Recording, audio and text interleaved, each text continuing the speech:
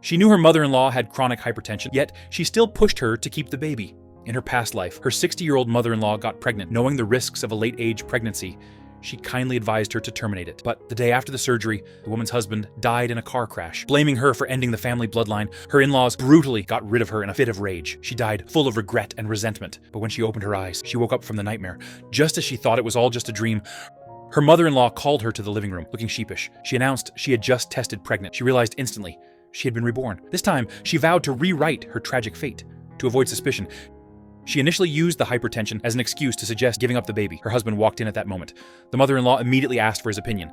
The husband played dumb, telling his mother to just listen to his wife. She let out a cold sneer. In her past life, her hypocritical husband didn't want the kid either, but he made her the villain of the story. Her spineless father-in-law had no backbone and also insisted she make final call. Looking at her expectant mother-in-law, she suddenly changed her tune. She insisted the baby must be born, calling it a gift from God. She argued that with modern medicine, as long as they were careful, the birth would be a breeze. Seeing the older woman hesitate, she promised on the spot that she would personally handle all the postpartum care. The mother-in-law was overjoyed, praising her as the perfect daughter-in-law. But the husband flew into a rage and dragged her to the bedroom. He demanded to know why she agreed to the pregnancy. He didn't have a kid of his own. Why should he raise someone else's son? He ordered her to get a checkup tomorrow. If she couldn't get pregnant, she was out of the house. That night, after the parents fell asleep, he secretly called a woman named Shani to stop his mother from having the baby. He decided to cover all bases and try his luck with Shani. The next day, she returned home looking devastated.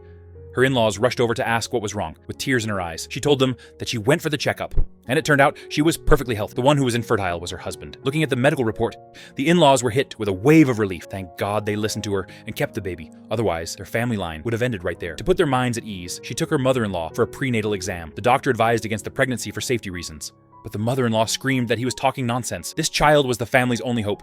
She was going to have it no matter what. She quickly stepped in to calm her down, claiming the hospital just wanted more money.